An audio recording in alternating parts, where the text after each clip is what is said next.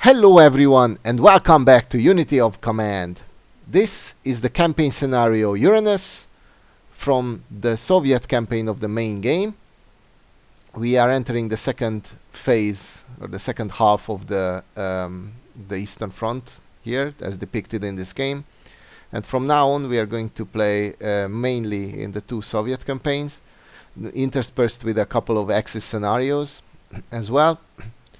This one that you can see here is the shortest campaign in the whole game out of the four by far. It has 7 scenarios that you can see here, and the difficulty curve is extreme, so it goes from very easy to very hard, extremely hard, in just 7 scenarios. The first map that you're going to see today is extremely easy to win, at least for a major victory. It might be a bit tricky for a brilliant victory. Whereas the final one, the last one, that is Dnieper/Donbass, is one of the most difficult maps of the whole game we have seen so far, at least. All right. So, November the 19th, 1942. Soviet High Command, the Stavka, springs a rude surprise on the Germans. Soviets unleash their secret tank reserves and penetrate thinly held Axis lines north and south of Stalingrad. The trap is sprung shut around the German forces still engaged in bitter fighting for the city. It's pretty clear that this was not written by a native English speaker or whatever. One look at the forces allocation and you would be surprised to see that we as the Soviet forces are barely outnumber the Axis units, but this is quite deceiving. Let's see the map, because actually our forces are excellent and the Axis forces have a lot of auxiliary troops and weaker units, and they are quite depleted as well, so the forces are, I wouldn't even say more evenly matched. They are clearly in our favor. Nobody receives any special actions or reinforcements or anything of the sort. Nothing. This is what you see is what you get. So let's quickly take a look at this map. It's very, very small. We have seen this area. We are right next to Stalingrad here. So let's see the objectives. We have 3 objectives and we need to capture all 3 of them by the end of turn 2. So this is a very quick, rapid little map. The distances are very small, so as you can see we are relatively close to all of the objectives, only like 3 or 4 hexes away. There are 3 objectives, as I've just mentioned. The first one is Kalash. Have your forces link up at Kalash to encircle the enemy forces in the Stalingrad area. We also have Surovikino. It says complete outer encirclement in the Great Bend of the Don. And in the south we have Abganerovo, flank protection for possible enemy relief efforts across the Aksai River. Out of these 3, the only difficult one is Kalash, because of the force allocation, so because of how the front is set up. That's tricky, and yeah, so you might run into issues capturing that one. The other 2 are fairly easy to capture. And by the way, what you're seeing is the first attempt. As I've said, this scenario is relatively easy. We have experience. We have played this game for a while, so shouldn't be difficult. Here is the map. Once again, we know this area fairly well because of the campaign from the other side. What's interesting is the supply situation, because everybody is like in full supply everywhere. So we also receive supply south of the Volga on the road, the only road that is, or supply line that is on the map. We receive supplies from the northwest everywhere, and here directly across the city of Stalingrad as well. So it's pretty interesting. The Germans as well, by the way. This one is easy to capture and cut off from here, but other than that, their supply is secure, and this time they have the supply on the supply line itself. Unlike the time that we were playing as the Axis forces. Now, it is fairly easy to still encircle most of the units, so even though you cannot really capture all of these supply sources, it's relatively easy to cut off the most units in the area. And the strategy is fairly obvious. In the middle of the, so in the middle of the front line, so around Stalingrad, the Germans are fairly strong. They are quite depleted, so a lot of these units have a lot of passive or suppressed steps, but the units themselves are pretty okay-ish. Whereas on the sides, on the flanks, the flanks are held by Romanians, which are in these units are in full supply, but we know that they're fairly useless, and yeah, except for the armored division, of course. What's also interesting is this unit. It's Group Korne. It's Romanian infantry, which is veteran and has a Stuk 3 specialist step attached to it. Don't underestimate this unit. This is not a pushover. It's not very, very strong, but you know, it's nothing like the standard Romanian units. Our unit allocation is similarly reflecting this the encirclement strategy. So on the main front, we have dug in infantry troops. We have 2 elite infantry divisions across the river, so you cannot really use them in the first round, because even attacking across the river, even with these good units, is not a good idea. So you have to like move them into position first or something. And in the southeast, we have 2 guards mechanized, so 2 guards tank units, along with a whole bunch of guns, artillery guns, which makes a breakthrough here extremely easy, and we need to rush and cut off as many of the German units as possible. In the northwest, the situation is similar. We have a few guns, we have even more tank units allocated, and we even have a veteran cavalry unit. So basically, the name of the game is very simple. We have to crush the flanks and just rush ahead and capture the victory hexes as soon as possible by the end of turn 2. Now we don't have time to wait until the Axis forces, especially the Germans here around the city of Stalingrad itself, they run out of steam, so get depleted. But if they cannot refuel, they're actually not that dangerous. And believe it or not, overall I think that the Soviet forces here are stronger than the Germans, or the Axis rather, overall. So that makes it a very, very rare map. That, you know, usually the strategy is that the Soviets outnumber heavily the Germans, and we have to do something about the supply situation. But here it's not really the case. You can initiate a lot of battles head on. So these 7-step strong mechanized divisions or guards tank divisions can easily take on a 3-step strong panzer division one-on-one, so they'll do perfectly fine. So you don't need to like watch out for, you know, you don't need to calculate that your losses will be far higher than the enemy's ones. So this is precisely what we do, but because of the enemy is depleted, we also want to take advantage of it, and we want to cause as much casualties as we can on the first turn.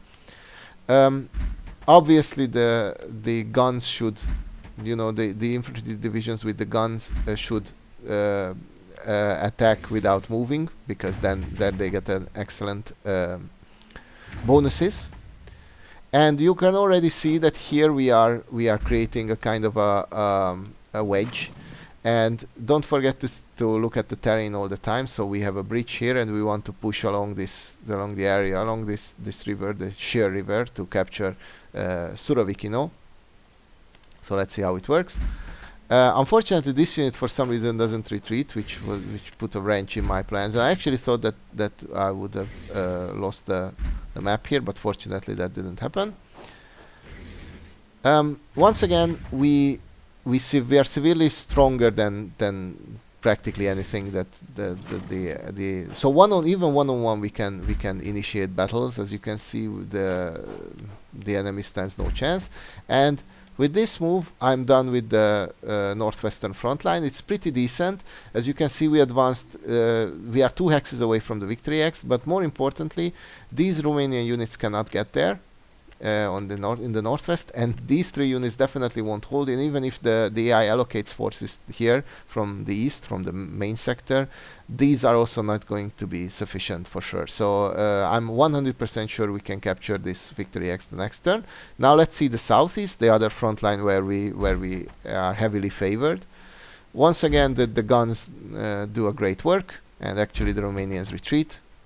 And this time they didn't, which is also great because I can use more guns on them. So so far it's actually pretty good. We are rushing ahead to take care of the areas of control, and yeah, we send our first mechanized, first guards tank division there to destroy this German motorized division. It's half depleted. Normally, in full strength, it wouldn't be very strong because it only has 4 steps, but it would be something to count with. But you know, we just wash it off the map like that. Yep. Of course, if Romanian unit with 1 step, 1 active step is not a threat. But as you can see, don't necessarily underestimate the opponent. So we attack after moving with this unit, which means that the gun is suppressed, obviously, and the results are not really favorable. On the other hand, the reason I did this is that this unit can stand directly next to the victory hex and attack, overrun, and still attack. Obviously, this was pretty unlucky, but this unit, as I've explained, is quite strong, so surprisingly strong for a Romanian. This is the strongest Romanian infantry unit we've seen so far because of the specialist step. And this is how we end turn 1 here in the southeast, and I'm 100% certain that we are going to capture this victory hex as well. This unit is not that weak, but we heavily outnumber it. So the only question is the one in the middle. And so we try to drive for it, and we do a little bit of reshuffling. Since we need to win on turn 2, we don't care about supply that much, because you know, it's not like we're gonna run out. And also that was the reason that I decided to wager an attack in the north as well, to see if anything happens in our favor. I don't mind losing even the whole front line there, as long as the German units are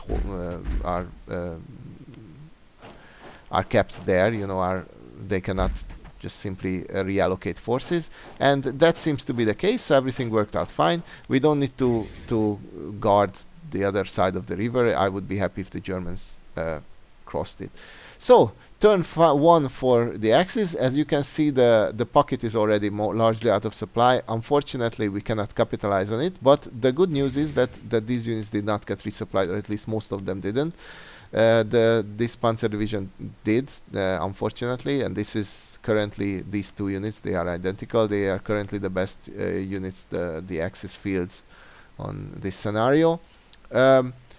These ones that did not get resupplied, I don't consider them to be serious threats. So 2 or 3, well, this one has 4, but you know, so 2 or 3 active steps are not that great. If they attacked us, then we would easily repel them. So obviously the AI immediately occupies the victory axis, and I don't know what the point of this was. So they could have, it could have just moved the tanks into the closer ones. They're literally identical, and as you can see, their forces are not very powerful. Even so, as you can see, we are clearly okayish, and for some reason they drive ahead and capture our supply. I was actually pretty happy about this. This unit is out of commission practically, and these units as well. And the only real loss this meant to us was that this guards tank division is not going to get its 1 suppressed step, you know, restored to active. That's it. Since we need to win the next turn, it doesn't matter that we are cut off from supply. We couldn't care less. So that was also relatively okay. And the AI is trying to bunch up and form a cohesive front line in front of the other victory axe. It sees that we cannot drive a powerful assault here in the middle, so it kind of abandoned this. And the interesting part about this victory hex, which is the Kalash one, the really difficult one, is that it's in a river bend, so the only weak spot is directly from the north or from the northeast, but we don't have forces allocated there. So what's going to happen is that we are actually going to force our way through the river or across the river, which is going to be costly, but this is what we'll have to do. All right. The AI has consolidated relatively well the front line, and now it's our turn again. So what we could do is we could drive around here obviously, but we would have to go through 2 infantry units to get to Kalash. I choose another strategy. I'm not saying it was better. This, as I've said, this was the first attempt. But first, let's take care of this Victory X. This shouldn't be a problem.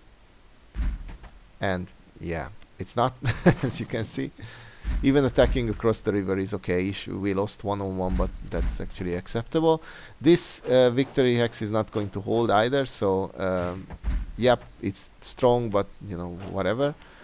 Now we need to attack this unit, and I throw first this one at it, which was not a very good idea, but I wanted to cause it as much casualties as we could, and I don't care for losses, but I was really hoping that we would at least suppress something out of it. This unit is going to fall for sure. It has only the Stug 3 active, so it is practically worthless. I was kind of frustrated that my plan didn't work out, so I decided to try to allocate forces from the north, west, see if it works out, and we could. So we managed to deal another KIA there, and finally destroy this panzer division, and we had another we even had another unit to walk in there. This unit has never moved, so I was keeping it kind of in reserve to see if it needs to capture the Victory X or if it needs to launch one final attack against the tank unit there, but we didn't need it for neither purpose, so it can destroy this veteran Romanian unit and just enter. We still had a few units we haven't moved with. Obviously, if the battle lasted longer, then it would have been a pretty weird slogfest, I would say, because the Germans wouldn't be able to attack the next turn. Literally none of the German units would be able to attack, of the surviving ones. The Romanians would, and and a lot of our units also would be out of supply to attack, so it would have turned into a war of depletion. But I would still say that in the next turn we could have simply cleared out almost everything and reconnect our forces. And these few Romanian units that are in supply are pretty worthless in my opinion, except for their tank division. So that would have worked out anyway. Given a few more, given like 2 more turns, we would have cleaned out the map completely. Anyway, if you're playing this, don't get used to you having superior units than your adversary, because that's not how this campaign rolls, unfortunately. So you would think that instead we would have overwhelming numbers, but that's also not how this campaign rolls. So this can get pretty tricky. You have to be very careful where you sacrifice your units to achieve a breakthrough. Fortunately, most of the maps have relatively easy solutions to cut the enemy from supply, and that's the way to win. Overall, you have more mobile forces, numerically more, not stronger, but not, you know, you have more of them simply, and that's what you need to use to win in most scenarios. However, in this one it's very easy. Just drive directly to the victory hexes and basically use your strong formations to destroy whatever is opposing you. That's practically it. I don't think this is the cleanest victory you can achieve here by far, but this works, and you know, just don't let them resupply here in the bulge, because then you will have a relatively significant force up against you. Other than that, they don't stand a chance. You outnumber them, outgun them, and even out-experience them overall. So that was the easiest scenario, Uranus. I thank you all for watching, and I hope to see you next time. Bye bye.